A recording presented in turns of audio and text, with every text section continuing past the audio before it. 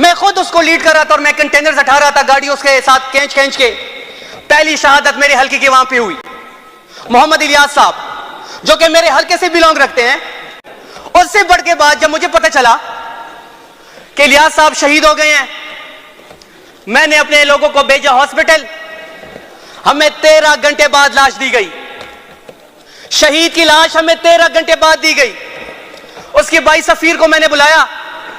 सफीर को कभी एक पुलिस वाला एक साइड पे लेके जा रहा है, कभी इदारों वाले दूसरी साइड पे लेके जा रहे हैं। आखिर में एक स्टैम्प पेपर लेके आते हैं और उस स्टैम्प पेपर पे ये लिखा होता है कि आप ये साइन कर दे कि आपका तहरीक इंसाफ से कोई ताल्लुक नहीं था। आफरीन सफीर साहब पे उसने वहां पे भी इमरान खान जिंदाबाद का नारा लगाया, जबकि उसके भाई की शहीद की बॉडी पड़ी हुई थी।